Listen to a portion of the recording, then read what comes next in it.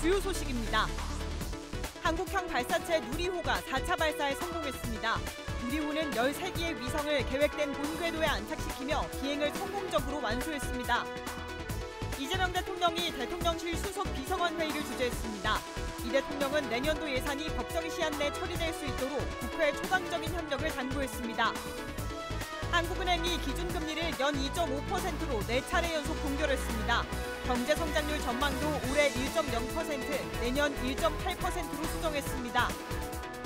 지난 3분기 우리나라 가구당 월평균 소득은 543만 9천 원으로 조사됐습니다. 소비 지출 역시 소폭 늘어난 것으로 나타났습니다. 여러분 안녕하십니까? 뉴스 첫 소식입니다. 7박 10일의 순방을 마친 이재명 대통령이 대통령실 수석 비서관 회의를 주재했습니다. 이 대통령은 내년도 예산이 법정 시한 내 처리될 수 있도록 국회 초당적인 협력을 당부했습니다. 최영은 기자입니다. 대통령실 수석 보좌관 회의를 주재한 이재명 대통령이 내년도 예산안에 대한 국회 협조를 재차 당부했습니다. 민생경제 회복을 가속화하고 내년도 대한민국 대도약을 뒷받침하기 위해 예산의 적시 통과가 중요하다고 강조했습니다. 이 대통령은 그러면서 예산안에 대한 야당의 주장도 과감하게 받아들일 필요가 있다고 밝혔습니다. 좀 억지스러운 어거지 삭감이나 이런 것들이야 수용하기 어렵겠지만 또 자세히 들여다보면 나름의 합리성 있는 주장도 있을 것입니다. 이 대통령은 국제통화기금 IMF가 정부의 재정 운용을 긍정적으로 평가하고 내년도 경제 성장률을 대폭 상향 전망한 점을 소개하며 예산안이 마중물 역할을 해야 할 거라고 설명했습니다. 앞서 IMF는 정부의 민생회복 소비 쿠폰 정책을 적절했다고 평가하고 우리 경제 성장률은 올해 0.9%에서 내년도 1.8%로 반등할 거라고 내다봤습니다. 회의에서는 또 최근 강원 양양과 경북 의성 등에서 발생한 산불이 언급됐습니다. 이 대통령은 겨울철 산불 예방에 모든 역량을 투입하라고 지시했습니다. 그래도 한시라도 경계심을 늦추지 말고 과한 것이 결코 부족한 것보다 나쁘지 않다. 왜 이렇게 심하게 하냐라는 생각이 들 정도로 조기에 신속하게 강력하게 진화해 주시기 바랍니다. 아울러 겨울철 취약계층의 건강과 안전이 위협받을 수 있다면서 복지 위기 가구의 선제적 발굴과 맞춤형 지원책을 촘촘히 준비해달라고 전했습니다. KTV 최영은입니다. 한국형 발사체 누리호가 4차 발사에 성공했습니다. 누리호는 13기의 위성을 계획된 본 궤도에 안착시키며 비행을 성공적으로 완수했습니다. 약 18분간 이어진 누리호의 비행 여정을 정유림 기자가 정리했습니다. 5, 4, 3, 2, 엔진 점화. 누리호가 엄청난 굉음과 함께 붉은 불꽃을 내뿜으며 하늘로 날아오릅니다. 거대한 위용을 자랑하며 수직으로 뻗어나가는 누리호. 발사 2분 뒤 65.7km 지점에 달하자 1단 로켓이 분리돼 떨어져 나갑니다. 점화된 2단 엔진으로 고도 211km까지 올라간 누리호는 위성 보호덮개인 페어링을 정상 분리했습니다. 이어 263km 고도에서 2단 로켓이 분리되고 발사 12분 후 목표 고도인 600km 지점에 도달합니다. 이후 고도 601.3km에서 차세대 중형 위성 3호를 분리하고 이어 큐브 위성 12기도 차례로 궤도에 올렸습니다. 발사 18분 25초 만에 정해진 임무를 모두 완수한 겁니다. 엄빌리칼 회수 압력 센서 신호 이상으로 발사가 예정 시간보다 다소 지연됐지만 이륙과 비행 과정은 모두 순조롭게 진행됐습니다. 정부와 민간, 국가연구소가 하나의 팀이 되어 수행한 최초의 민관 공동 발사로서 우리나라 우주산업의 생태계가 정부 중심에서 민간 중심으로 전환되는 중요한 전환점이 될 것입니다. 특히 민간 기업이 만든 발사체가 성공적으로 발사되면서 이제는 민간이 다양한 위성을 우주로 배송할 수 있게 됐습니다. 누리호가 4번째 도전을 성공적으로 마치면서 본격적인 뉴스페이스 시대의 신호탄을 쏘아 올렸습니다. 누리호 5차 발사는 내년에 이뤄질 예정입니다. KTV 정유리입니다. 우주항공청은 오늘 새벽 한국형 발사체 누리호에 실려 발사된 차세대 중형위성 3호가 새벽 1시 55분 남극 세종기지 지상국과의 양방향 교신에 성공했다고 밝혔습니다. 이어 새벽 2시 48분 대전 항공우주연구원 지상국 안테나를 통해 추가 교신에도 성공했습니다. 차세대 중형위성 3호는 모든 기능이 정상 작동 중으로 우주과학과 기술 검증 임무를 수행하게 됩니다. 한편 12개의 부탑재 위성 중 5기도 지상국과 교신이 완료됐습니다.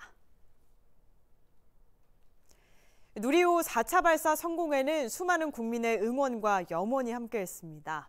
새벽 시간이지만 누리호 발사 장면을 직접 보기 위해 관람 장소에 많은 인파가 몰렸습니다. 조태영 기자가 다녀왔습니다. 돗자리와 캠핑 의자를 펴고 자리를 지키는 시민들. 누리호를 보기 위해 발사 4시간 전부터 기다리고 있습니다.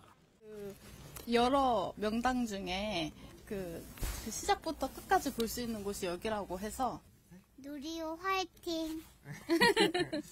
발사 1시간여를 앞둔 전망대 앞은 발 디딜 틈이 없습니다. 가족과 연인, 친구와 함께 저마다 발사 성공을 기원합니다. 대한민국 세계 누리호 큰 자부심을 느낍니다. 화이팅! 새벽 1시 13분 누리호가 굉음을 내며 솟아오르자 곳곳에 탄성이 터져나옵니다. 전국에서 보낸 응원 속에 누리호 주탑재 위성은 성공적으로 궤도에 안착했습니다. 발사하는 그런 연구 과정이 저는 보이지 않는 곳에서 많이 이루어졌다고 생각하는데 그 무사히 성공적으로 이렇게 이루어지는 모습 자체가 저는 되게 가슴 벅찼다고 생각합니다. 대한민국 우주산업 화이팅! 이번 발사는 항공우주 꿈나무들에게도 희망을 줬습니다. 우주항공청 스페이스 캠프의 지원에 누리호 발사 현장을 관람한 중학생들은 이번 계기로 목표를 세웠다고 말합니다. 미래에 더 우리나라의 산업을 발전시키고 싶다는 의지가 생겼습니다. 더 우주 강국으로 나아가는 것 같아서 뿌듯했습니다. 누리호의 여정은 앞으로도 계속됩니다. 5차 발사는 내년, 6차 발사는 내후년인 2027년 진행될 예정입니다. KTV 조태영입니다. 한국은행 금융통화위원회가 기준금리를 연 2.5%로 4차례 연속 동결했습니다. 소비와 수출 개선세가 이어지는 가운데 고환율과 집값 상승세 우려가 반영됐습니다. 경제 성장률 전망도 수정했는데 올해 1.0%, 내년 1.8%로 기존 8월 전망보다 높여 잡았습니다. 보도에 김창규 기자입니다. 한국은행 금융통화위원회가 기준금리를 연 2.5%로 동결했습니다. 지난 7월 이후 4차례 연속 같은 수준을 유지했습니다. 환율과 집값이 금리 인하에 발목을 잡았습니다. 금융 안정 측면의 리스크도 지속되고 있는 만큼 현재의 기준금리 수준을 유지하면서 대내외 정책 여건을 점검해 나가는 것이 적절하다고 판단하였습니다. 최근 원달러 환율은 1,400원대 중후반까지 올랐습니다. 기준금리를 추가로 낮추면 환율이 더 오를 가능성을 고려한 것으로 풀이됩니다. 수도권의 집값 상승 기대가 이어지고 있고 10.15 대책 선수요가 향후 가계부채를 키울 가능성도 있다고 한은은 설명했습니다. 경기 부양 부담이 줄어든 것도 결정 배경이 됐습니다. 한은은 현재 경제 상황을 두고 물가 상승률이 다소 높아진 가운데 소비와 수출을 중심으로 개선세를 이어가고 있다고 평가했습니다. 향후 통화정책 운용 방향을 두고는 금통위원 의견이 반으로 나뉘었습니다. 6명 가운데 인하와 동결이 각각 3명씩 나뉘며 가능성을 모두 열어뒀습니다. 한은은 올해 경제 성장률 전망치도 수정했습니다. 1%로 지난 8월 전망보다 0.1%포인트 높여 잡았습니다. 내년 전망치도 0.2%포인트 올려 1.8%로 내다봤습니다. 내수 및 수출을 중심으로 개선세가 이어지면서 내년에는 잠재 수준의 성장세에 가까워질 것으로 전망합니다. 소비자 물가 상승률은 올해와 내년 모두 2.1%로 기존 전망치를 웃돌 것으로 예상했습니다. KTV 김찬규입니다. 지난 3분기 우리나라 가구당 월 평균 소득은 543만 9천 원으로 조사됐습니다. 전년보다 3% 넘게 증가했는데요. 소비 지출 역시 소폭 늘어난 것으로 나타났습니다. 심국진 기자입니다. 국가 데이터처가 발표한 올해 3분기 가계 동향 조사 결과 가구당 월평균 소득은 543만 9천 원으로 전년 같은 기간보다 3.5% 증가했습니다. 물가 상승을 반영한 실질 소득도 1.5% 증가했습니다. 가계소득 대부분은 근로소득으로 336만 7천 원을 차지했고 사업소득은 98만 9천 원, 이전소득은 92만 3천 원으로 증가했습니다. 특히 공적 이전소득이 40% 넘게 오르며 소득 증가를 이끌었습니다. 전국 1인 이상 가구의 2025년 3, 4분기 가구당 월평균 소득은 543만 9천 원으로 전년 동분기 대비 3.5% 증가하였습니다. 물가 상승을 감안하면 실질 소득은 1.5% 증가하였습니다. 가구당 월평균 소비 지출은 294만 4천 원으로 전년보다 1.3% 증가했습니다. 물가를 고려한 실질 소비 지출은 0.7% 감소했습니다. 항목별로는 음식 숙박과 교통 운송, 기타 상품 서비스 지출이 늘었고 식료품, 비주류 음료와 교육, 오락 문화 지출은 줄었습니다. 소비 지출 가운데 가장 많은 비중을 차지한 항목은 음식 숙박으로 48만 7천 원을 사용했고 이어 식료품, 비주류 음료가 45만 7천 원으로 뒤를 이었습니다. 반면 교육비와 오락 문화 지출은 모두 감소했습니다. 3분기 비소비 지출은 105만 8천 원으로 0.9% 줄었는데 가구 간 이전 지출과 연금, 기여금 등이 감소한 영향입니다. 가구당 월평균 처분 가능 소득은 438만 1천 원으로 전년보다 4.6% 늘었습니다. 흑자액은 143만 7천 원으로 12% 넘게 증가했습니다. 소득 분위별로 보면 소득 하위 20%인 1분위 가구의 월평균 소득은 131만 3천 원으로 전년보다 11% 증가했습니다. 하지만 소비 지출은 138만 6천 원으로 소득보다 지출이 더 많은 것으로 나타났습니다. 소득 상위 20%인 5분위 가구의 소득은 1,158만 4천 원으로 0.4% 증가하는 데 그쳤고 소비 지출은 1.4% 감소했습니다. KTV 신국진입니다. 방위사업청은 방위산업기업의 해외 진출을 지원할 K방산수출펀드의 출범 준비를 마쳤다고 밝혔습니다.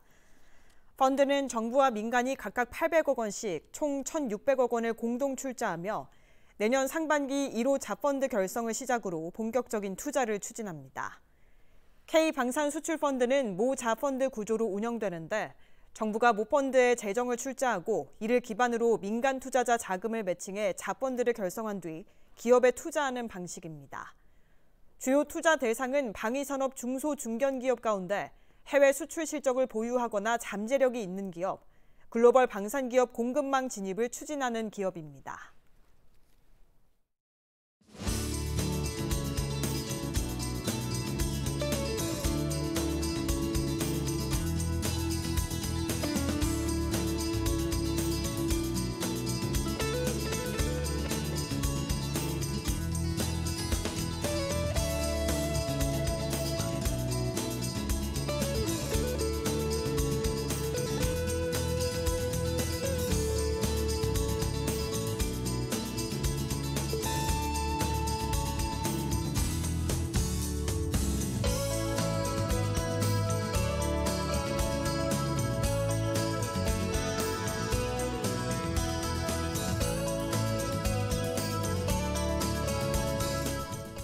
오늘 새벽 많은 꿈을 담은 누리호가 우주를 향해 성공적으로 발사됐습니다. 서울 스튜디오 연결해 자세한 내용 알아볼 텐데요. 그 전에 먼저 영상으로 만나보겠습니다. 5, 4, 3, 2, 엔진 점화.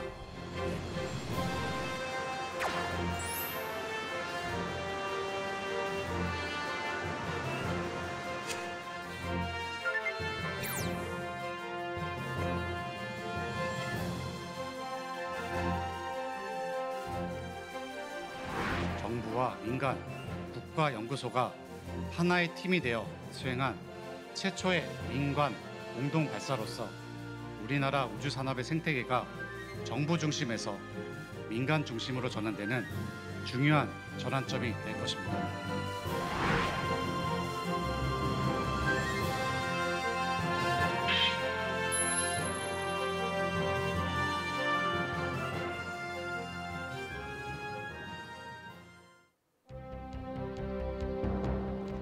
한국형 발사체 누리호가 오늘 새벽 커다란 불꽃과 함께 우주를 향해 날아올랐습니다. 성공적인 누리호 4차 발사로 우리나라도 독자적 우주 수송 능력을 가졌음을 입증한 것은 물론이고 민간 우주 시대의 첫 발을 내딛게 됐는데요. 누리호 4차 발사 성공의 의미를 이균호 세종대 우주항공시스템공학부 교수와 함께 짚어보겠습니다. 안녕하십니까? 안녕하세요. 네, 교수님께서는 이제 우주 과학자시잖아요. 네. 이번 누리호 4차 발사 성공 장면을 지켜보셨을 텐데 네. 어떠셨는지 소회를 좀 전해주시죠. 네, 지난 누리호 발사에서는 이제 연구 개발의 성과물로서 누리호의 성능을 검증하기 위해서 이제 실어 날랐던 위성이 100kg급의 소형이거나 또는 개수가 작았는데 근본에는 이제 위성의 숫자도 13개로 늘어났고 그다음에 무게도 500kg 늘어나서 총 한 1톤에 가까운 무게를 이제 실어 날랐고 그다음에 투입 궤도도 550km에서 600km로 늘어났습니다. 네. 그래서 지난번보다 더 어려운 조건이었음에도 불구하고 성공적으로 임무를 수행했으므로 누리호의 성능이 이제 안정적이다라는 것을 검증할 수 있는 계기가 되었고요. 이를 통해서 국가 우주 기술의 어떤 수준이 한 단계 도약하는 데 좀 기여했다라고 생각합니다. 네, 저는 개인적으로 문과 출신이기 때문에 사실 기술적인 부분에 대해서는 잘 모르지만 아마 이공계, 특히 우주 항공 공학 전공자들은 더 좀 흥분해서 보시지 않았을까라는 생각이 드는데요. 네. 이번 이 발사의 성공 의미를 많은 부분에서 해석하고 있는데 기존에는 정부 주도였다면 이제는 민간 주도 체제로 시스템이 변화했다라는 평가가 나오고 있습니다. 이게 어떤 의미를 갖고 있는 건가요? 네. 기존에는 이제 정부 기관이었던 이제 한국항공우주연구원에서 발사체의 총 개발과 발사를 모두 책임졌습니다. 하지만 4차 발사부터는 민간 기업체인 한화 에어로스페이스가 참여를 하게 되었고요. 조립 기관 또는 체계 종합 기업체로서 이제 앞으로는 누리호의 이제 조립과 그다음에 구성품의 업체의 관리 그리고 발사 준비까지 이제 진행을 할 거고요. 이번에는 완전하게 진행한 건 아니지만은 이제 항우연과 같이 공동으로 수행하면서 기술 이전을 받아서 이제 경험을 했고 앞으로 남은 발사에서 점차 기업체의 어떤 역할과 책임이 늘어나면서 이제 주도를 하게 될 예정입니다. 그럼 이를 통해 가지고 결국은 정부 주도의 국가 우주 산업이 이제는 민간 기업체로 이전되면서 민간 기업체가 중심이 돼서 진행하게 되는 어떤 계기가 마련되었다고 볼 수가 있게 되겠습니다. 그렇군요. 그러니까 요약을 해보자면 지금까지는 우리나라의 항공 우주 산업 발전을 위해서 정부가 포석을 좀 다져주는 역할을 했다면 앞으로는 민간 업체에서 이런 우주 항공 산업 개발을 위해서 한 계단 더 올라갈 수 있는 그런 첫 발을 내디뎠다라고 볼 수 있을 텐데요. 네. 자, 그러면 이전에도 우리가 누리호 3차 발사 성공 과정을 지켜보지 않았습니까? 네. 당시 3차 발사와 이번 4차 발사 성공 간의 차이도 있을 것 같아요. 네, 분석해 주시죠. 네, 누리호 자체의 어떤 변화는 거의 없다라고 보시면 되고요. 달라진 부분은 이제 위성의 숫자가 13개로 늘어났고 무게가 증가했기 때문에 그런 부분에서 좀 변화가 있다고 볼 수가 있게 되겠습니다. 우선은 이제 위성의 숫자가 늘어났기 때문에 이제 다중으로 이제 사출을 해줘야 되는데 그런 부분에서 좀 사출 장치가 개선이 되었고요. 그다음에 위성의 숫자가 늘어나니까 무게도 늘어났습니다. 그래서 500kg급 이 정도가 늘어났고 그다음에 구조물도 이제 거기에 포함돼서 이제 늘어나게 되었습니다. 그리고 투입 궤도도 550km에서 600km로 높아졌는데요. 그래서 많은 위성과 그다음에 무거운 무게를 하중을 견디고 이제 높은 고도에 투입했다라는 것이 큰 변화라고 볼 수가 있게 되겠습니다. 그렇군요. 그러니까 한 계단 뭔가 기술적으로 더 발전했다라는 느낌이 전해져 오는데요. 자, 이번 누리호 4차 발사 과정에서 모두 13개의 위성이 탑재된 걸로 전해져 왔습니다. 그중에 주 탑재 위성인 차세대 중형위성 3호도 있고요. 또 12개의 큐브 위성도 함께 손님으로 탑재가 됐는데요. 그중에 차세대 중형위성 3호 같은 경우에는 오늘 새벽에 남극에 있는 세종기지와 또 교신이 성공했다라는 소식도 전해져 왔거든요. 앞으로 이 차세대 중형위성 3호는 어떤 임무를 수행하게 될까요? 네, 차세대 중형위성 3호의 임무는 크게 우주 환경에서의 과학 실험과 우주 환경을 관측하는 임무를 수행하게 됩니다. 고도 600km의 궤도를 공전하면서 이제 그 크게 세 가지 임무를 수행하는데 그 중에 한 가지는 오로라와 대기관 관측, 두 번째로는 전리권에서의 자기장과 플라즈마 관측, 마지막으로는 우주의학 실험이 되겠습니다. 첫 번째인 그 오로라와 대기관 관측 경우는 이제 북극 상공을 지나면서 오로라와 대기 현상을 관측하고 이를 통해서 태양 활동의 변화를 예측해 보는 것이 되겠고요. 네. 그다음에 전리권에서의 자기장과 플라즈마를 관측하고 이를 통해서 GPS 신호의 어떤 영향이나 교란이 어떤 정도인지를 좀 확인해 볼 예정입니다. 마지막으로는 무중력 환경에서 이제 그 줄기세포의 어떤 분화와 성장 이런 것들을 이제 실험해 봄으로써 지구와 다른 환경에서도 환경에서 새로운 어떤 의학 기술이 가능한지를 검증해 볼 예정입니다. 그렇군요. 또 이와 함께 12개 큐브 위성이 함께 실려서 올라갔잖아요. 그 안에 다양한 것들이 실려 있다라고 이야기를 들었습니다. 이제 여러 가지 임무와 실증을 수행하게 될 텐데 뭐 항암 관련 의약체, 의약 품목도 있었고요. 위성팩이라던가 아니면 6G와 관련된 통신 관련 뭐 이런 실험 물체도 들어있다라고 들었습니다. 그 중에서 우리 우주 과학자 입장에서 교수님은 좀 색다르게 관심 있게 보시는 것들이 있다면요? 모든 위성들이 다 자기만의 고유의 임무가 있기 때문에 하나하나 중요하다라고 저는 생각합니다. 네. 뭐 말씀하신 대로 대표적인 그 임무로는 그 민간 의학 벤처 기업에서 만든 건데요. 이제 그 면역 항생제를 이제 무중력 환경에서 이제 단백질 결정의 성장을 실험해 봄으로써 새로운 의약품을 만들 가능성을 좀 확인해 보는 것이고요. 네. 그 다음에는 이제 국내에서 만든 전기 전자 부품 소자들이 이제 우주에서도 정상적으로 작동하는지를 보기 위해서 이제 우주 환경에 노출시켜 가지고 이제 유해한 환경에 노출시킴으로써 정상적으로 작동이 되는지를 확인하는 것도 있고요.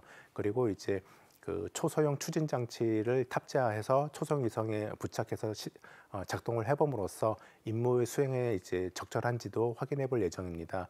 그리고 이제 아까 말씀하신 대로 이제 6G 기술을 이용해서 저궤도에서 사물 인터넷 통신 기술도 검증해 볼 예정이고 그리고 이제 그 두 대의 초소형 위성이 서로 편대 비행을 하면서 상대적인 거리를 측정해서 위치를 확인해 보는 그런 과학기술 실험도 있고요. 네. 그다음에 이제 해양 플라스틱이나 쓰레기 같은 그런 분포도 확인하는 임무도 수행할 예정입니다. 그렇군요. 이렇게 설명해 주신 것처럼 다양한 분야에서 실험이 이루어질 예정인데요. 자, 이렇게 누리호 4차 발사가 성공을 하면서 우리는 항공 우주 산업에서 다음 단계를 계획하게 됐습니다. 이미 차세대 발사체 개발에도 들어갔다라는 소식이 전해져 왔는데 우리가 목표로 삼는 다음 과정, 단계는 뭐가 될까요? 네, 올해 한 몇 달 전에 이제 우주항공청에서 전략 로드맵을 수립해서 발표를 했는데요. 최종 목표는 2045년까지 우주 강국 5대 국가에 이제 진입하는 것이 목표가 되겠습니다. 이를 위해서 크게 서너 가지로 영역을 나눴는데 대표적인 게 우주 수송, 그다음에 인공위성, 그다음에 우주 탐사 정도가 있게 되겠습니다. 네. 우주 수송 같은 경우는 이제 발사체를 의미하게 되겠고 일단 누리호를 계속 발사시킴으로써 이제 어떤 상용화된 소형 발사체로 이제 활용할 계획이 있고요. 그다음에 이제 차세대 발사체 같은 경우는 이제 달 착륙선을 착륙하는데 활용하기 위해서 누리호보다 더 성능이 개량된 발사체를 이제 개발하려고 진행을 하고 있습니다. 근데 최근에 또 이제 재사용 발사체로 변환경을 고려했기 때문에 앞으로 향방이 어떻게 될지는 더 두고 봐야 될 거고요. 그다음에 재사용 발사체도 이제 기술 확보함으로써 이제 선진국에 뒤지지 않는 발사체 기술을 확보하려고 하고요. 그다음에 이제 우주에서도 이제 그 위성이나 물자를 수송할 수 있는 궤도 수송선 같은 기술도 연구함으로써 이제 비용을 낮추고 활용도를 높이려고 합니다. 위성 같은 경우는 초고 해상도의 영상을 촬영한다든지 또는 첨단 통신을 이용한다든지 그러한 이제 그 하이 테크놀로지의 임무를 수행할 수 있는 위성을 개발해서 개발할 예정이고요. 그다음에 우주 탐사로는 아까 말씀드린 대로 달 착륙, 그다음에 화성 탐사, 소행성 탐사 또는 유인 탐사까지도 현재는 고려하고 있습니다. 네, 방금 전에 교수님 설명해 주시는 과정에서 재사용 발사체라는 용어가 나왔는데요. 우리 정부에서도 이걸 확보하는 것, 그리고 그걸 재사용하는 가능성에 대해서도 좀 주목하고 있다고 들었습니다. 먼저 재사용 발사체가 뭔지에 대해서 간단하게 좀 소개해 주실까요? 네, 재사용 발사체라는 거는 이제 다시 사용할 수 있는 발사체라는 의미인데, 누리호와 비교해 본다고 그러면은 누리호는 비행하는 도중에 연료가 다 소모되면은 이제 불필요한 무게를 줄이기 위해서 그 단을 분리해서 바다로 버리게 됩니다. 네. 그래서 누리호는 크게 3단으로 구성되어 있고요. 두 번의 분리를 통해서 1단, 2단을 분리하게 됩니다. 하지만 이렇게 바다에 버리게 되면은 이거는 다시 재사용할 수 없기 때문에 누리호를 새로 발사하려고 그러면 처음부터 다시 제작해야 되기 때문에 비용도 많이 들고 시간도 많이 드는 그런 단점이 있게 되겠습니다. 하지만 요거는 전통적인 발사체 기술로서 전 세계적인 대부분의 발사체가 이런 소모성 발사체 기술을 갖고 있습니다. 하지만 재사용 발사체라는 거는 이제 다시 이거를 지상으로 회수해서 이제 그 비용을 낮추고 경제성을 확보하는 그런 기술이 되겠고요. 최근에 미국에서 지난 10년 동안 스페이스X가 독점적으로 사용했다가 최근에 아마존에서도 성공한 사례가 있습니다. 그렇군요. 그러면 이런 재사용 발사체의 가능성이나 현재까지 기술은 어느 정도인지도 짧게 좀 말씀 부탁드릴게요. 네, 국내에서는 아직 일부 연구소와 학교를 중심으로 기초 연구 정도 수준만 되었고요. 재사용 발사체 기술로는 뭐 로켓 엔진 기술도 있지만은 지구 재진입 또는 착륙, 그다음에 열 차단, 유도 제어 항법 등 이러한 기술들이 필요합니다. 네, 자 그러면 이제 마지막으로 질문을 하나 더 드릴 텐데요. 이번 누리호 4차 발사 성공으로 인해서 우리의 우주항공 산업 기술이 얼마나 대단한지가 다시 한번 증명이 됐는데 앞으로 가야 할 길도 또 멀어 보입니다.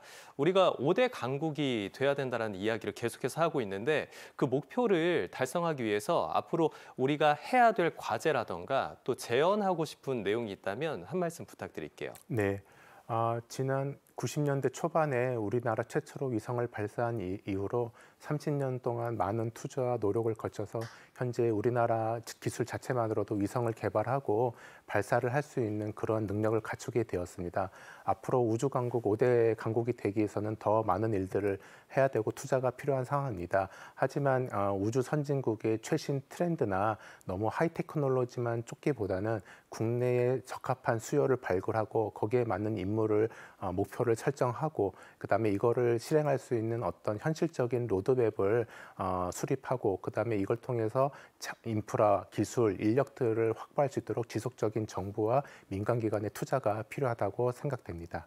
네, 이런 적극적인 투자와 또 협력을 통해서 우리나라가 세계 우주 강국 5대 강국에 들어설 수 있기를 기대해 보겠습니다. 자, 내년에 누리호 5차, 2027년에는 누리호 6차가 계속해서 우주를 향한 도전을 이어갑니다. 오늘의 성공을 밑거름 삼아 앞으로도 우리나라가 세계 5대 우주 강국으로 도약하는 길에 흔들림 없기를 기대해 보겠습니다. 지금까지 이균호 세종대 우주항공시스템 공학부 교수와 함께 이야기 나눠봤습니다. 오늘 말씀 고맙습니다. 네, 감사합니다.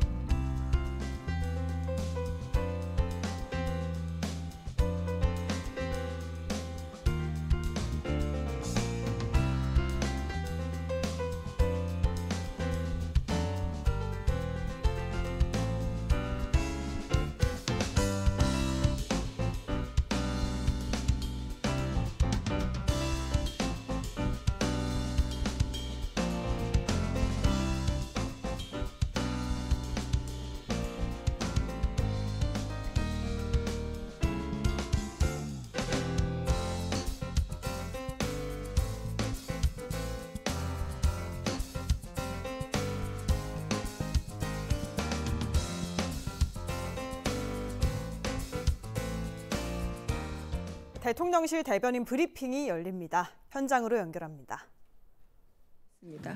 시간 조금 남았는데요. 5시 되면 바로 시작하겠습니다.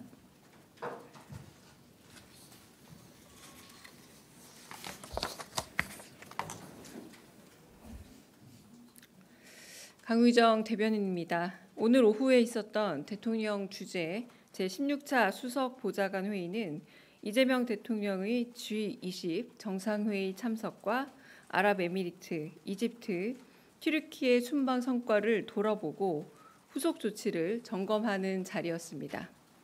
이 대통령은 모두 발언에서 순방 소회를 전하면서 국력의 원천은 국민들의 단합된 힘이라고 강조했습니다. 이어 국제사회에서 경쟁을 할 힘도 부족한데 불필요한 역량 낭비는 최소화되면 좋겠다면서 외교 노력의 최종 목적은 국민들의 더 나은 삶을 만드는 것이라며 국익 중심의 실용 외교를 다짐했습니다. 비공개 회의에서 이 대통령은 해외 순방을 통해 만난 재외 동포들을 언급하면서 민간 외교관으로서 동포들의 역할을 높이 평가했습니다. 이어 재외 동포들이 국내 문제에도 관심을 갖고 참여할 수 있게 대외 정책을 세울 때 직접 참여할 수 있는 방안을 고민해 달라 지시했습니다. 첫 번째로 방문한 아랍에미리트에 대해서는 대한민국에 대한 애정과 포용력이 각별하고 경제적 여력이 충분한 만큼 중동 진출의 거점이 될 수 있게 해야 한다 강조하면서 아랍에미리트가 관심을 보인 한국식 국제학교 설립에 필요한 부분을 잘 살펴달라 지시했습니다. 이집트는 잠재력이 있는 시장인 만큼 ODA, 즉 공적 개발 원조에 대한 장기 계획을 세워 미래 가능성을 살펴보자고 제안했습니다. 상품, 현물 지원의 방법을 강구해 국내 기업 홍보의 기회로 활용해 보자고도 주문했습니다. 튀르키예와 관련해서는 KETA, 즉 전자여행 허가제 문제 해결 방안 모색을 지시했습니다. 이어 이 대통령은 향후 유럽과 중남미 등 해외 순방에 앞서 주요 의제와 협업 가능 대상, 협약 가능성 등을 구체적으로 파악해 미리 조율해 줄 것을 참모들에게 당부했습니다. 마지막으로 경제 외교 성과를 대기업뿐만이 아닌 중소기업과 벤처기업으로 확산할 수 있는 방안을 찾아봐 달라면서 국방, 방위산업 활성화에 도움이 되는 획기적이고 발랄한 아이디어들이 나올 수 있게 공모전이나 증진대회를 마련할 것을 제안했습니다. 이상입니다. 혹시 질문? 대통령실 브리핑 듣고 오셨는데요. 오늘 이재명 대통령은 수석 보좌관 회의를 주재한 자리에서 그간의 순방 성과를 돌아보고 무엇보다도 국익 중심의 실용 외교를 다시 한번 다짐했습니다. 동시에 재외 동포들이 국내 이슈에 참여할 수 있는 방안을 강구해달라고 당부했습니다. 지금까지 대통령실 브리핑이었습니다.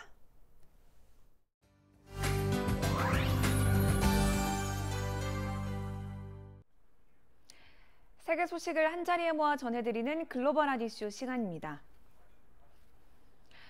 홍콩의 한 고층 아파트에서 대형 화재 참사가 발생했습니다. 현재까지 최소 44명이 사망한 것으로 확인된 가운데 과실치사 혐의로 3명이 체포됐습니다. 자세한 내용 확인해 보시죠. 현지 시각 27일 홍콩의 한 고층 아파트 단지에서 화재가 발생했습니다. 불길은 대나무 구조물을 타고 빠르게 번졌고 순식간에 대형 참사로 이어졌는데요. 경찰에 따르면 해당 아파트 건물은 화재 기준에 미달하는 보호망과 플라스틱으로 감싸져 있었고 건물 창문도 공사업체가 설치한 스티로폼 소재로 밀폐돼 있었습니다. 이에 따라 경찰은 공사업체 관계자 3명에게 중대한 책임이 있다고 판단하고 이들을 과실치사 혐의로 체포했습니다. 到目前為止，消防處累計處理咗100宗100個傷者，而當中入邊咧有40個傷者咧喺現場不幸證實死亡嘅。另外咧亦都有45個傷者咧係界定為情況嚴重。In the hours of darkness, it will pose additional danger and difficulties to our operation. And up to this moment, the temperature inside the fire scene is still very high. So we have difficulties in proceeding to upper floors of two of the buildings. 한편 이번 화재 참사로 현재까지 최소 44명의 사망자가 확인됐으며 279명이 실종된 것으로 알려졌습니다. 다음 소식입니다. 간밤 미국 워싱턴에서 총격 사건이 발생한 가운데 뉴욕에서는 추수감사절 행사를 앞두고 안전 강화에 나섰습니다. 아직 특정한 위협이 발견된 것은 아니지만 만일을 대비해 대규모 안전 대책을 발표했는데요. 자세히 보시죠. 현재 시각 26일 에릭 애덤스 뉴욕시장이 기자회견을 열고 뉴욕 메이시스 추수감사절 퍼레이드를 위한 안전계획을 발표했습니다. 이는 워싱턴 백악관 인근에서 발생한 총격 사건에 따른 대응으로 만일을 대비해 퍼레이드 동선을 따라 수천 명의 뉴욕 경찰을 배치하겠다고 밝혔는데요. 아직 특정한 위협이 발견된 것은 아니지만 안전을 위해 위협 감시팀도 운영할 계획이라고 전했습니다. Welcome to New York. Before we start the press conference, we just want to have a moment of reflection on two National Guardsmen and women who were shot in Washington, D.C. The investigation is ongoing. First, we can tell you that at this time, there are no known specific credible threats to the parade. But as always, New Yorkers will see an increased police presence with thousands of NYPD officers posted along the 2.5-mile parade route. 한편 이번 기자회견은 워싱턴 DC에서 주방위군 2명이 총격 사고로 숨진 지 직후 열렸는데요. 뉴욕시 경찰청장은 최근 전국적으로 경찰을 향한 공격이 늘고 있다며 주의를 당부했습니다. 다음 소식입니다. 슬로베니아의 한 마을에서 올리브유 분수를 선보여 화제입니다. 이곳은 원래 와인 분수로 유명한 지역인데요. 와인 분수에 이어 올리브유 분수까지 지역 특산품 홍보 효과를 톡톡히 누리고 있습니다. 바로 만나보시죠. 이곳은 슬로베니아 마레지의 마을, 와인 분수로 유명한 지역인데요. 지난 26일 올리브유 분수를 새롭게 선보였습니다. 분수 운영자는 와인과 오일은 늘 함께라며 이 분수에는 엑스트라 버진 올리브유를 맛볼 수 있는 3개의 입구가 있다고 소개했습니다. 이 독특한 분수를 기념하기 위한 개장 행사도 열렸는데요. 마을 주민들은 전통 음악과 춤을 즐기며 여러 종류의 올리브유를 시음했습니다. Po 7 letih je čas da odpremo še neki na bazi olja, ker vino in olje gre skupaj. In pol smo se odločili, da pač naredimo ta korak v to smer, da ponudimo možnost fontani ekstra deviškega oljčnega olja. 한편 이 지역은 오래전부터 와인과 올리브유의 주요 생산지로 잘 알려져 있는데요. 지역 특산품을 활용한 분수로 더욱 큰 인기를 끌고 있다고 하네요. 마지막 소식입니다. 프랑스 스트라스부르에서 크리스마스 마켓이 열렸습니다. 30m 높이의 대형 트리 점등식과 함께 본격적으로 개막했는데요. 벌써부터 세계 각국에서 온 관광객들로 북적이고 있습니다. 프랑스로 떠나보시죠. 현재 시각 26일 크리스마스 마켓으로 유명한 프랑스 스트라스부르에 수많은 시민과 관광객이 몰려들었습니다. 30m 높이의 트리에 불이 켜지며 축제 분위기가 시작됐는데요. 스트라스부르 크리스마스 마켓은 프랑스를 넘어 세계적으로도 유명한 크리스마스 시즌 관광 명소인데요. 시장 곳곳에서는 벌써부터 300개가 넘는 상점이 문을 열었고 관광객들은 따뜻한 와인과 음식을 즐기며 크리스마스 시즌의 시작을 만끽했습니다. Franchement, cette année, Strasbourg, ils se sont surpassés. Franchement, avec la déco et tout, c'est trop beau. Là, on a trop hâte de voir les illuminations. Oui, et le thème du sapin aussi, la couronne de l'Avent, c'est une trop bonne idée. On attend ça depuis tout à l'heure, donc... Alors, l'illumination du sapin, c'est simplement magnifique. C'est un véritable symbole festivité, symbole de fierté pour Strasbourg. 한편 스트라스부르 크리스마스 마켓은 유럽에서 가장 인기 있는 크리스마스 명소 중 하나라고 하는데요. 지난해에는 무려 340만 명의 방문객이 이곳에 다녀갔다고 하네요. 지금까지 글로벌 핫 이슈 전해드렸습니다.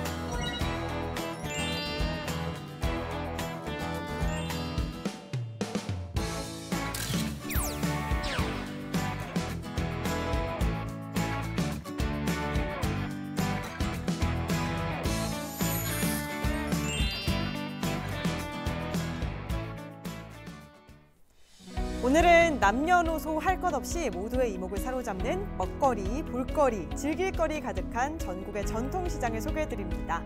이문석 여행작가와 함께 떠나보겠습니다. 작가님 안녕하세요. 안녕하세요. 반갑습니다. 네.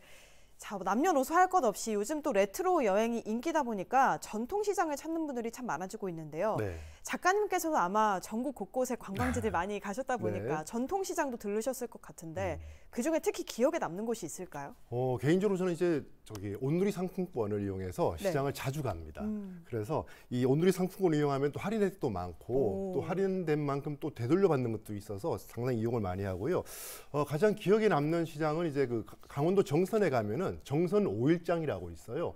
이 정선 오일장의 특징은 일반 그 지역에 있는 특산물을 판매하는 것은 물론이고 정선 아리랑을 공연을 합니다. 상설 공연을 해요. 그래서 주말이라든가 또 장날에 맞춰서 이렇게 공연을 하는데 아주 전문적인 집단에서 이렇게 공연을 하는 것도 있지만 아마추어들이 나와서 하는 공연이 있거든요. 그래서 뭐 댄스 팀도 있고 그다음에 노래패들도 나오는데 그 아마추어들의 열정을 보는 것도 상당히 흥미로운 재미였습니다. 네. 정말 전통시장은 이제 먹거리뿐만이 아니고 볼거리도 워낙에 많다 보니까 많이들 좋아하시는 것 같은데 오늘 본격적으로 떠나볼 곳은 일단 서울과 가까운 인천에 있는 신포국제시장입니다. 네. 여기선 어떤 풍경들을 만나볼 수 있을까요? 인천에 있는 이 신포국제시장은 우선 인천 최초로 설립이 된 그 상설시장이다. 이렇게 말씀을 드릴 수가 있겠고 그리고 시장 이름 안에 이제 국제라는 이름이 붙어 있기 때문에 원래는 이 시장이 형성된 것이 인근에 살고 있는 그 외국인들에게 채소를 판매하면서 시장이 자그마하게 형성이 됐어요. 그러다 보니까 이제 외국인들이 많이 오다 보니까 그네들이 필요로 하는 이제 외국산 물건들이 많이 이 시장에 유통이 됐겠죠. 그래서 전국적으로 이름을 조금씩 알리기 시작을 했고요. 그리고 지금은 이제 인천을 가장 대표하는 시장이다 이렇게 얘기할 수가 있겠고 그 역사가 벌써 한 100년이 넘었습니다. 그리고 인천 여객터미널과 국제여객터미널과 또 인접해 있기 때문에 외국인을 비롯해서 또 국내에서도 이 시장을 많이 찾는 대표 시장이라 할 수 있고 뭐 채소전 내가 말씀을 드렸습니다만 지금은 채소전뿐만 아니라 반찬 가게니 뭐 여러 포목점이나 할 거 없이 이렇게 구획별로 나눠져 있기 때문에 초행길이라 하더라도 이곳에 가시면 쉽게 장을 보시고 그리고 구경하실 수 있을 거라 생각이 듭니다.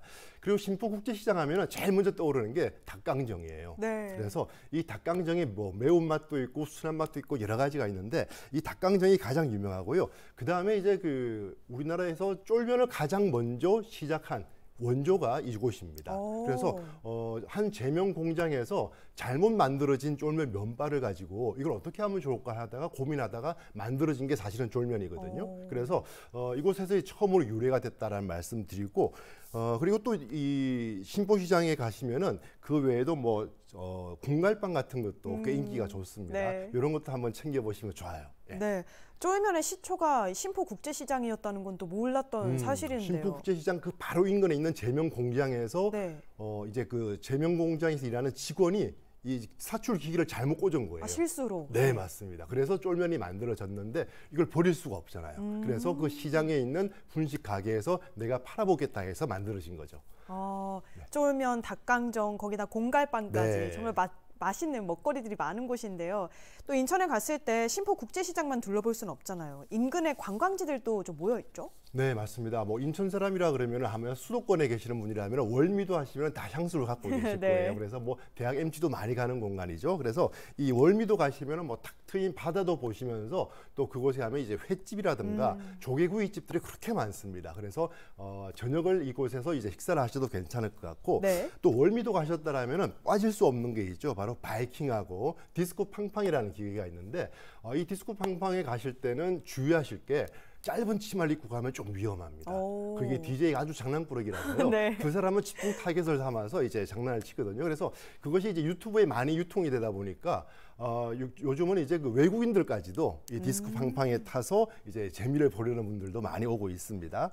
자, 그리고 또 가까운 곳에 그 차이나타운이 있습니다. 이 차이나타운도 뭐 이 인천에서 가장 유명한 관광지죠.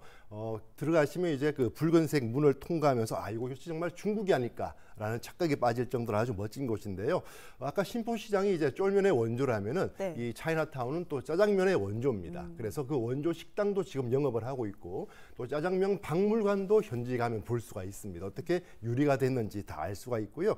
또 그 외에도 뭐 양꼬치라든가 또 이 탕수육, 뭐 화덕만두 그리고 요즘 그 탕후루라 그러죠. 아주 달콤한 것. 그걸 또 많이들 즐겨 드시는데 그런 것들도 한번 드셔본다라면 이제 중국 본토의 맛을 좀 지켜지지 않을까 그 생각도 들고요.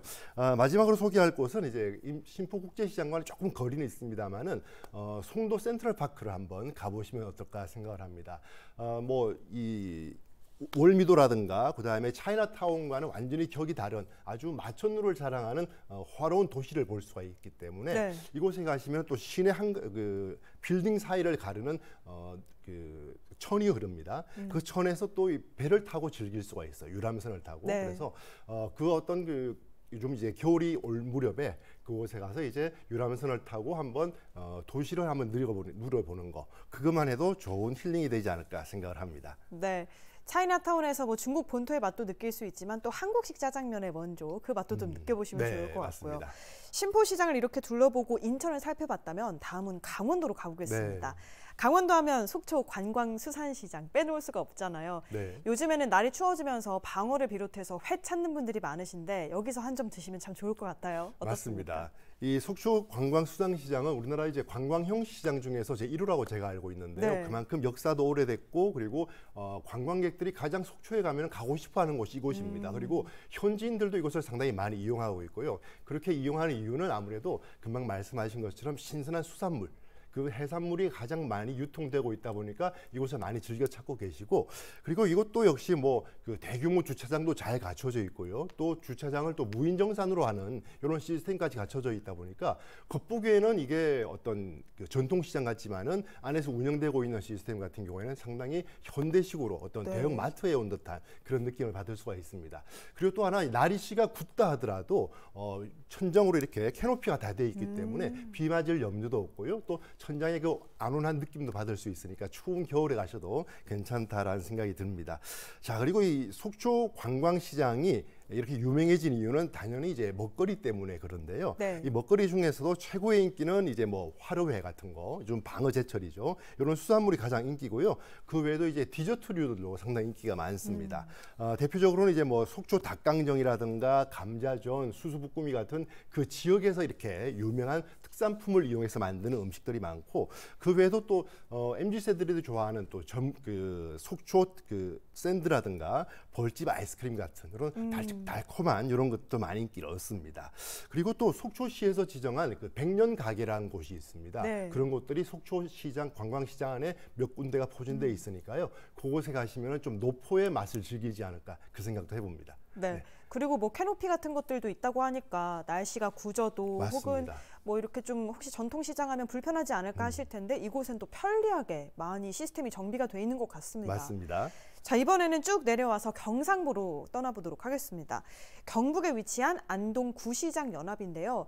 먹거리도 먹거리인데 여기에는 복합문화공간처럼 볼거리가 참 많다고 하죠. 네, 맞습니다. 이 안동 구시장, 안동 같은 경우에는 이제 그 안동 내륙에 자리 잡고 있지만은 네. 낙동강변에 자리했기 때문에 어떤 물산이 상당히 풍부한 곳이었어요. 그리고 안동은 전통적으로 이제 그 양반 문화가 많이 형성돼 있기 예. 때문에 이 제수용품을 구매할 수 있는 그 수요가 충분히 많았습니다. 그러다 보니까 이런 해산물 같은 경우에도 안동은 내륙 지방임에도 불구하고 해산물 유통이 꽤나 많았거든요.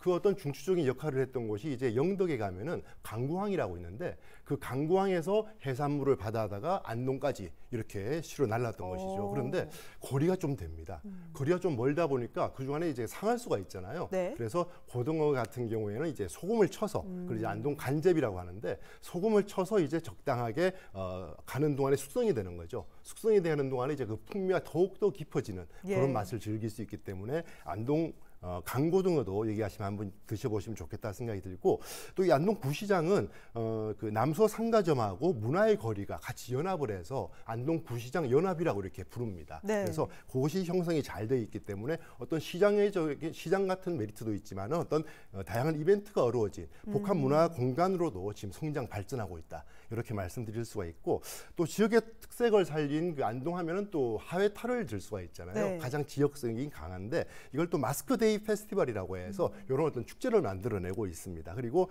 지역의 예술가들과 그리고 수공예 작가들이 모여서 아트 프리마켓 이런 것도 만들어지고요. 또 안동 그러면 또 대표적인 막걸리가 있고 안동 소주 같은 것들이 있어요. 또 안동 맥주도 있고요. 이런 어떤 지역 별미를 판매하고 있는 토요 풍물 시장까지 아주 다양한 이벤트들이 많이 펼쳐지는 시장이다. 이렇게 말씀드릴 수가 있습니다. 네. 하회탈을 본떠서 마스크데이 페스티벌, 이건 정말 다른 지역들도 좀 눈여겨봐야 하는 굉장히 벤치마킹해야 하는 중요한 또 행사인 것 같은데요. 맞습니다. 자, 이렇게 전통시장에 왔으면 또 맛있는 음식들 먹어봐야겠죠.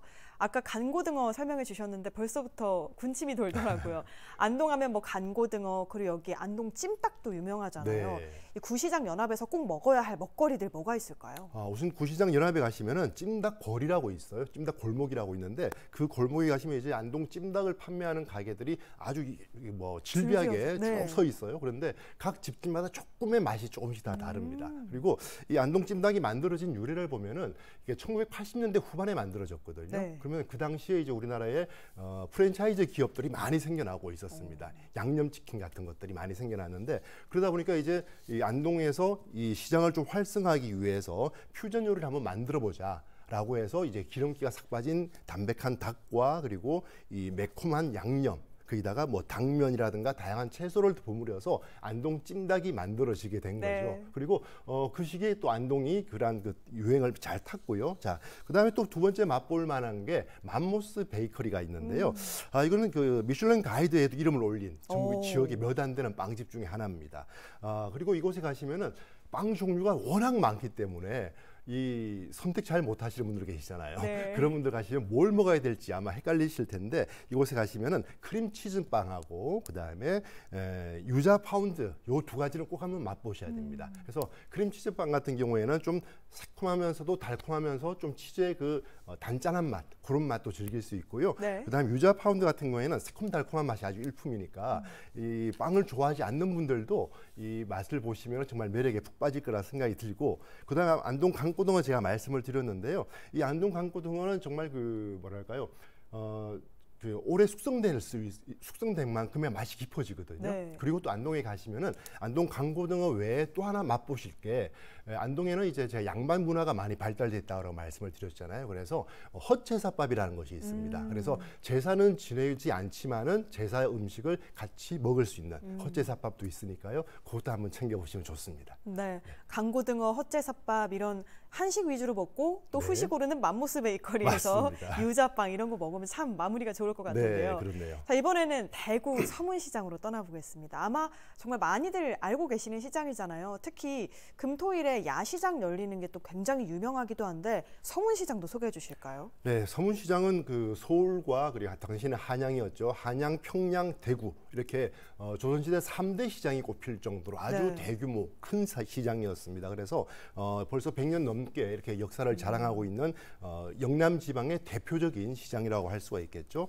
자, 이 시장 같은 경우에는 뭐 먹거리가 워낙 유명해서 대표적으로 이제 수제비와 칼국수가 있고요. 그리고 이 납작만두라고 해서 그것도 아주 유명하고요. 그다음에 호떡도 아주 유명합니다. 그래서 찬바람 불기 시작하는 이맘때 드시면 아주 좋은 것들이 많죠.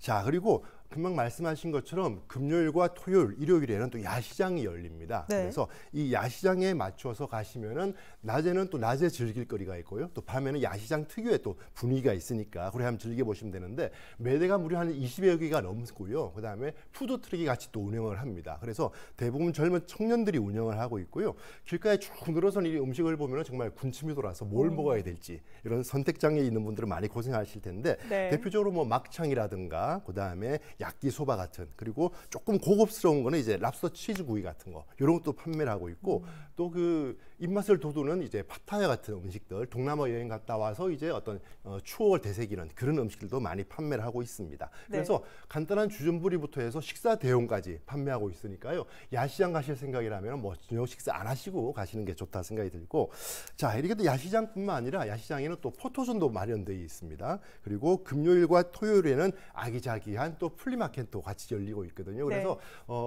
물건 좋은 거 있으면 한번 구매도 해보시고요. 이런 재미들도 누려보시고 대구에 가시면 꼭 빼놓지 말고 가셔야 되는 게 이 대구의 서문시장 이렇게 말씀을 드리겠습니다. 네.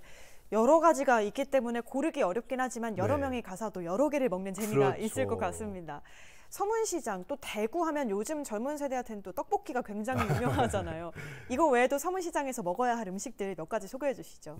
제가 이제 서문시장을 제가 참 자주 갔는데요. 네. 그러면서 제 아내에게 추천해 준 음식이 납작만두였어요. 아, 근데 제 예. 아내가 이 납작만두를 처음 보고 봤을 때 이게 무슨 맛이냐. 납작하게 그냥 밀가루 전병 같은 걸 구워 먹는데 라고 하더니 맛을 보더니 지금은 온라인으로 구매하고 있습니다. 네. 그만큼 이제 맛에 매료가 되는데 이 납작만두는 사실 밀가루 부침을 얇게 피를 만들어서 예. 그 안에 들어가는 소가 별로 없어요. 그냥 뭐 당면 조금 들어가고 쪽파 조금 들어가는 정도. 정말 별게 없습니다. 그런데 그걸 기름에 부쳐내는데 그 맛이 아주 맛있습니다. 네. 그래서 맛있게 먹는 또 방법들이 있는데요. 간장에다가 그 식초 좀 넣고 그리고 그 고춧가루 듬뿍 뿌려서 파 넣어서 쪽파를 넣어서 찍어 먹어도 맛있고요.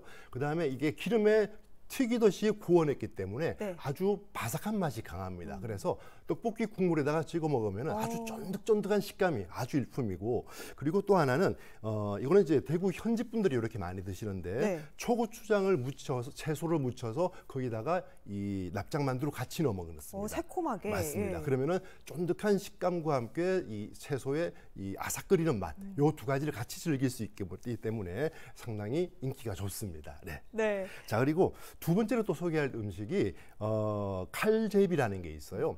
이 칼제비가 이제 칼 쓰는 칼제비가 아니고 칼국수와 수제비가 만나서 칼제비가 됐는데 저도 이제 자료를 보다 보니까 대구가 이 국수 소비량이 가장 많은 도시로 손꼽히더라고요. 그만큼 국수라든가 이 수제비라든가 또 칼국수 같은 거를 많이 드시는데 대구 분들이 이건 요리법이 아주 간단합니다. 중요한 거는 이제 국물을 얼마나 잘 우려내는가. 그래서 신선한 멸치를 가지고 멸치 국물을 우려내서 거기다가 이제 얇게 채를 쓴 칼국수와 거기다가 이제 수제비를 같이 직접 뜯어 넣는 거죠. 네. 그렇게 해서 이제 드시는데 여기에 같이 먹는 게 대구 그 서문시장에 가시면은 그 청양고추하고 그다음에 고추, 그다음에 양파, 그리고 깍두기가 나와요. 네. 그래서 그거와 같이 드시면 아주 궁합이 잘 맞습니다.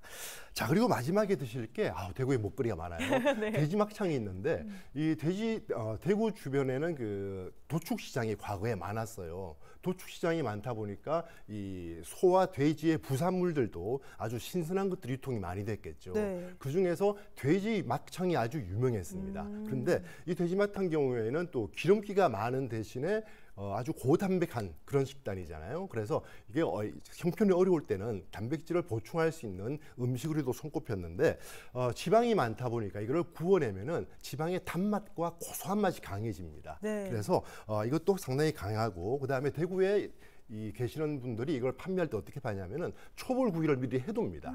그래서 손님이 오면 뒤에 나와서 이제 이 초벌했던 거를 내주거든요. 그러면은 잡내가 벌써 숯불 향이나 연탄 불 향이 다 없어진 상태예요. 네. 그 상태에서 이제 굽게 되면은 바삭한 맛에 즐길 수가 있겠죠. 그리고 그 맛이 아무리 바삭하고 좋아도 기름기 때문에 질릴 수가 있어요. 그래서 그걸 잡아주는 게 이 된장 베이스로 만든 소스가 있는데 예. 이게 또 느끼한 맛을 잡아줍니다. 거기다가 마늘이라든가 쪽파 같은 것들을 듬뿍 넣어서 만들기 때문에요. 느끼한 맛도 잡아주면서 계속해서 끊임없이 들어가는 어떤 매력이 있다. 그렇게 말씀을 드릴 수가 있습니다. 그래서 이것도 이제 서문시장에서 많이 판매를 하고 있는데 본격적으로 한번 먹어봐야겠다. 그러면은 대구에 가면은 복현 오거리라고 있는데요. 네. 그곳에 가도 이 막창 골목이 있고 안지렁이 오거리에 가도 이 막창 골목이 있습니다. 그래서 안지렁이 고기에 가도 있으니까 그곳을 찾아가셔도 좋습니다. 네.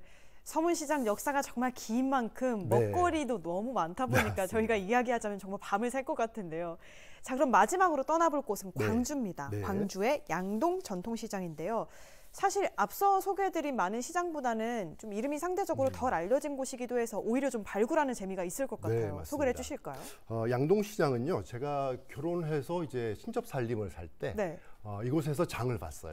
네. 그래서 집에 필요한 뭐 쓰레기통이 필요하다 그러면 양동시장 가서 사오고, 빗자루가 필요하다면 양동시장에서 사오고, 그만큼 양동시장을 제가 이용을 많이 했는데 네.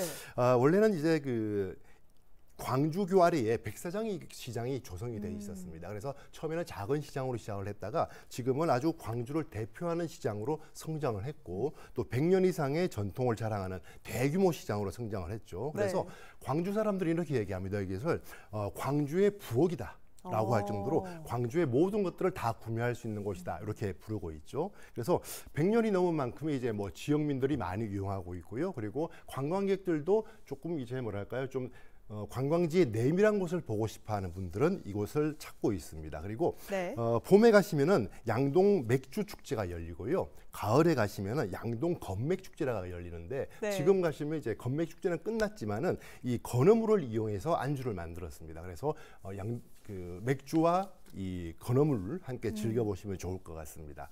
자, 그리고 이 광주에서 또 가보실 만한 이 시장 근처에 양림 역사문화마을이라는 곳이 있어요. 네. 여기도 꽤 괜찮은 곳이니까 한번 기회가 되는다라면 가보시면 좋은데 이곳은 그 광주에서 한 100여 년 전에 선교 사업을 했던 이제 선교사님들이 이곳에 들어와서 그 교회와 학교를 지으면서 조성된 마을입니다. 네.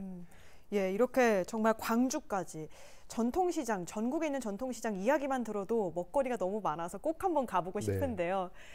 나날이 전통시장에 대한 관심이 많아지고 있는데 넉넉한 인심과 또 저렴한 가격을 자랑하는 지역의 전통시장, 이번 주말에 꼭 방문해 보시면 좋겠습니다. 지금까지 이문석 여행작가와 이야기 나눴습니다. 오늘 말씀 고맙습니다. 고맙습니다. 미련도 의미가 없으니 이제 안녕. 그동안 정말 난 좋았어. 너의 곁이 참 행복했어. 좋았었던 기억만 가슴에 남길게 주어 한 페이지 속에.